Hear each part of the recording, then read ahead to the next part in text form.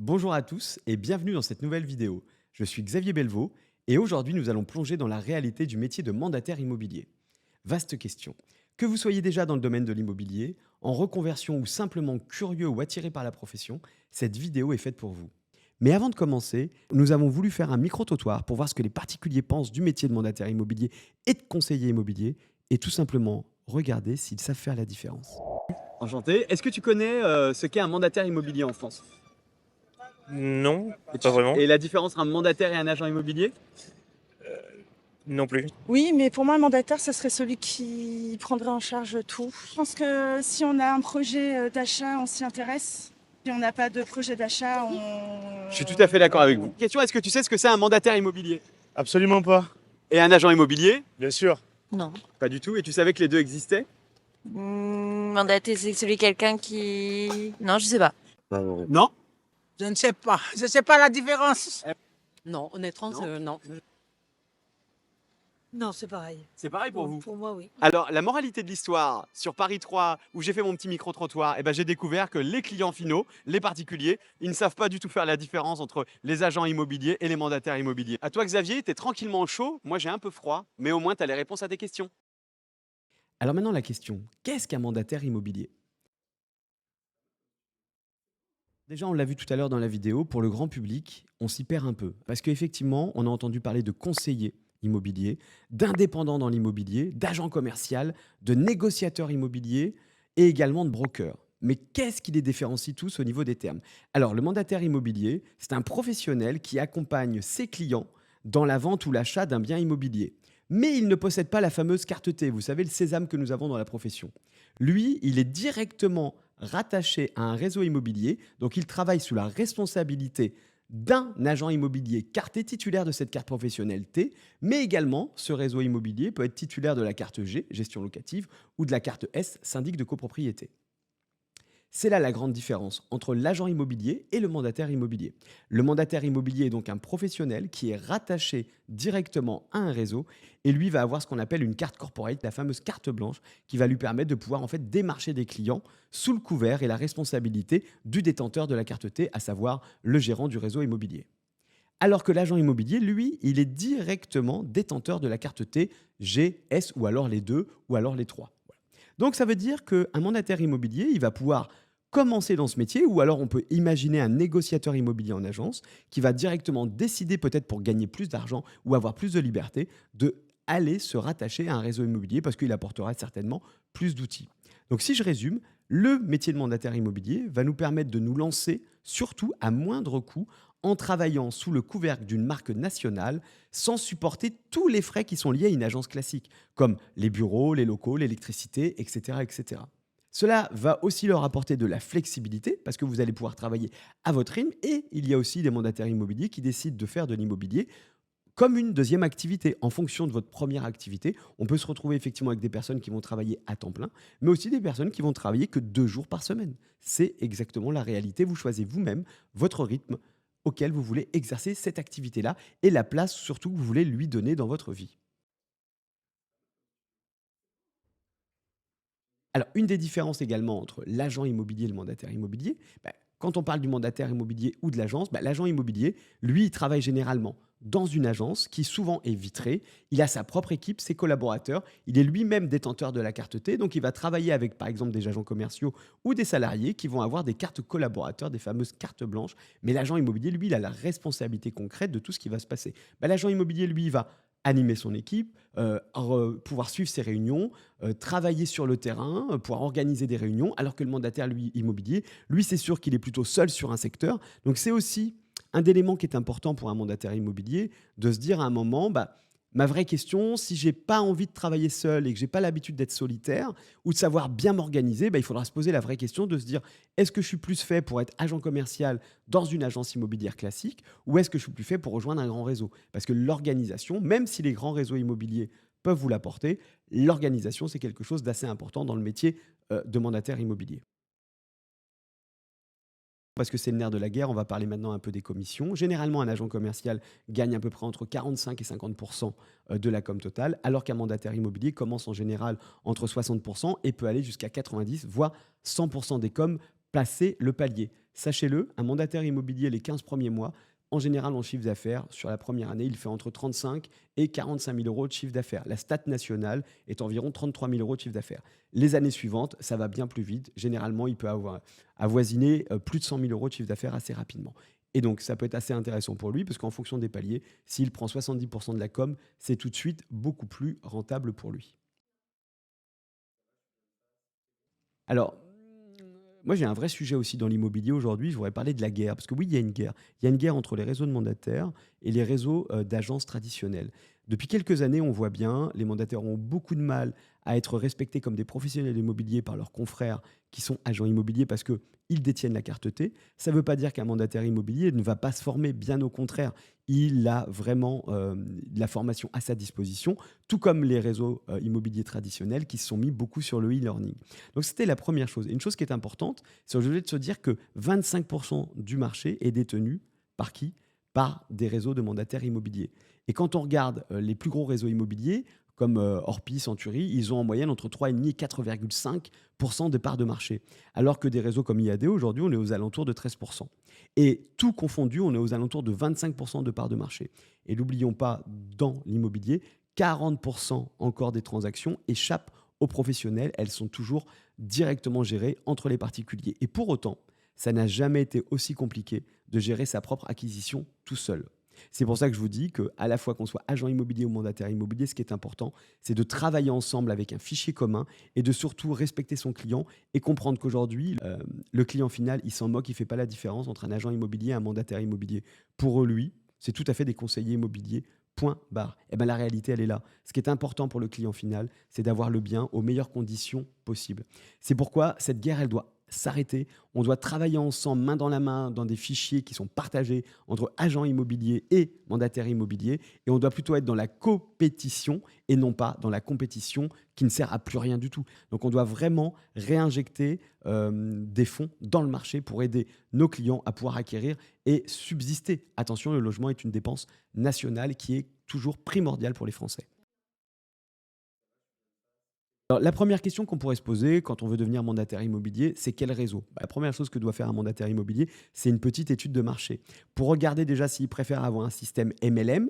Donc, ce qu'on appelle le système MLM, c'est quand il va pouvoir avoir des collaborateurs qui vont bosser également sous sa coupe et lui va percevoir un peu plus d'argent sur toutes les ventes qui vont être faites par ces collaborateurs-là. C'est un peu le système pyramidal ou ce qu'on appelait à l'époque le système de Tupperware, plus communément pour les anciens. Mais déjà, ça va être de se rapprocher de chacun des réseaux qui existent pour voir qu'est-ce qui correspond le plus à qui on est vraiment. Truc tout bête, vous allez avoir des réseaux de mandataires qui vont plutôt être très bons sur la prospection, d'autres sur la formation, d'autres sur les outils technologiques, d'autres sur l'approche client. Donc déjà, la première chose que vous devez faire, c'est regarder ce qui se fait sur le marché et aussi quel est le meilleur rapport qualité-prix en fonction de votre projet. Parce que par moment, mensuellement, ce n'est pas un prix, ou pareil, ce n'est pas parce qu'un réseau va vous payer 90% et l'autre 70% que celui de 70% n'est peut-être pas meilleur, parce qu'en réalité, il vaut mieux percevoir 70% d'une grosse somme ou d'un gros chiffre d'affaires que 90 de pas grand-chose. Donc il faut toujours, dans un premier temps, ne pas se précipiter, prendre le temps, parce que c'est pas compliqué. Une fois qu'on a trouvé le réseau qui nous intéresse, il suffit tout simplement de mettre en place une responsabilité, une RCP, responsabilité civile professionnelle, se déclarer à l'ARSSAC comme agent commercial, qui est le registre des agents co, et également pouvoir commander auprès du réseau votre fameuse carte de démarchage qui va vous permettre de pouvoir aller de pouvoir réaliser des transactions et aller faire de l'entremise entre un client vendeur et un client acheteur. Voilà. Ou de signer des mandats.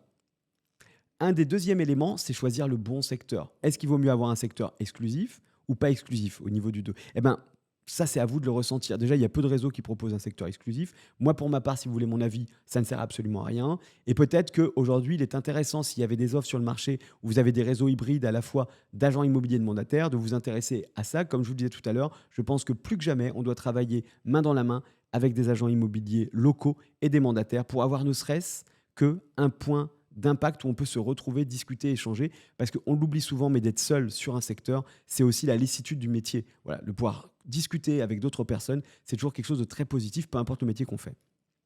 Au niveau du 3, ça va être les valeurs. Regardez intrinsèquement ce que propose comme valeur ou quelles valeurs collent au réseau de mandataires que vous allez choisir et quelles sont les valeurs que vous souhaitez véhiculer, c'est hyper important. 4, la formation. Sans formation, aujourd'hui, vous ne pourrez rien faire. Elle est indispensable, surtout si vous êtes en reconversion professionnelle. Ne l'oubliez pas. Même quand on est de toute façon un professionnel de l'immobilier, on pense qu'on sait tout. Sachez-le, il faut se former toutes les semaines, tous les mois, parce que la loi, elle évolue très vite et qu'on a toujours l'impression qu'on est les meilleurs, mais en réalité, on peut toujours s'améliorer. Ça, c'est une certitude. Voilà. Donc, je vous le dis, regardez un petit peu les cursus de formation. C'est également un sujet, un point primordial. 5. Choisissez une structure qui vous propose un pack de partenaires important. Courtier, notaire, multidiffusion, photos, les bons portails, etc. N'ayez pas peur de décortiquer les packs qui sont proposés. Parce qu'au-delà de tout ça, vous pouvez avoir un pack très peu cher. Mais si derrière, en fait, tout est en supplément, eh ben, ça risque de vous faire ajouter des sommes de manière non négligeable. N'oubliez pas qu'après, vous allez payer vos panneaux, votre communication locale. Donc, insistez sur ce point, décortiquez le pack qui vous est proposé. 6, je le dirai jamais assez, qu'on soit mandataire immobilier ou agent immobilier, la prospection. La prospection, c'est pas juste on le fait pendant 3 mois, c'est toutes les semaines. Et au début, comme on n'a pas de bien, c'est toutes les semaines, tous les jours, on doit être sur le terrain. Ne l'oubliez pas, aujourd'hui, pour réussir, il faut créer du réseau. Ça, c'est hyper important. Donc la prospection, prospection, prospection. Voilà, ça, c'est hyper important. D'autre part, maîtriser le digital. Au niveau du point 7, c'est hyper important. Soyez visible sur vos réseaux sociaux. Ne l'oubliez pas, vous êtes votre première vitrine. Un mandataire immobilier, c'est sa première vitrine. Donc, il faut être présent sur les réseaux sociaux. Il faut savoir, en tout cas, si on ne sait pas les utiliser, travailler avec un réseau qui va pouvoir vous amener tous les outils pour le faire simplement. Je le dirai jamais assez en point 8. Si vous n'avez aucun argent devant vous, ou vous n'êtes même pas en train de percevoir l'aide au retour à l'emploi et que vous n'êtes pas bien financièrement, il n'y a pas pire vendeur que celui qui doit vendre absolument financièrement. Donc, ayez toujours pour démarrer un fonds de roulement, ce qu'on appelle le BFR, de quoi qui va vous permettre d'avoir 6 mois devant vous pour démarrer sereinement. Parce que sachez-le, vous allez commencer à prospecter. Entre le moment où vous allez pouvoir signer vos premiers compromis si vous êtes en reconversion et que vous allez avoir la première vente, on dit toujours que c'est 6 mois. Alors, si vous êtes un professionnel de l'immobilier, vous étiez conseiller immobilier, que vous rentrez comme mandataire, vous aviez déjà un réseau, etc. Donc, ça peut aller plus vite, ça va être 3-4 mois. Mais je dis généralement qu'il faut avoir 6 mois de trésorerie devant soi pour se lancer dans toute activité. Parce qu'on l'oublie souvent, mais quand vous êtes mandataire immobilier, vous êtes indépendant. Donc, vous prenez aussi des risques. Donc, il faut vous assurer de votre réussite. Alors, pourquoi choisir ce métier et devenir mandataire immobilier ? Croyez-le, quand des clients vont vous confier leurs clés pour vendre leurs biens ou des personnes vont venir vous voir pour acheter un bien, ça va bien plus loin que juste ouvrir des portes. Bien au contraire, vous allez pouvoir interagir dans le projet d'une vie. Sachez qu'aujourd'hui, il y a des acquéreurs, ils n'achèteront pas 3-4 biens dans leur vie, ils en achèteront un. Ils vont pouvoir élever leur enfant, faire des projections, les voir grandir, devenir grands-parents, pouvoir en plus apporter leur aide et soutien aux parents au niveau des petits-enfants. Donc sachez-le, à chaque fois que vous allez rencontrer quelqu'un, vous allez pouvoir avoir un impact réel sur leur vie. Pareil, quand malheureusement, vous allez avoir des clients qui sont en procédure de divorce, vous allez intervenir, vous allez pouvoir les aider du mieux possible. Donc la première chose que j'ai envie de dire, c'est que si vous voulez faire ce métier, c'est que vous voulez avoir un impact auprès des gens, vous voulez rendre des gens heureux. Et ça, c'est une des plus belles raisons déjà pour faire ce métier. Au-delà de ça, vous allez voir, c'est un métier passion. Aujourd'hui, si vous n'êtes pas passionné, vous ne pouvez pas évoluer dans l'immobilier. L'autre point, c'est un peu l'ascenseur social. On peut commencer modestement comme mandataire immobilier, mais pourquoi pas finir, et c'est arrivé à plein de gens, finir à la tête soit d'une grande équipe ou alors de plusieurs agences immobilières. Donc la réalité, elle est là. Ça vous permet de rentrer dans cette profession, de vous former pendant la petite porte et de vous faire la main. Et je pense que ça, c'est des points qui sont importants.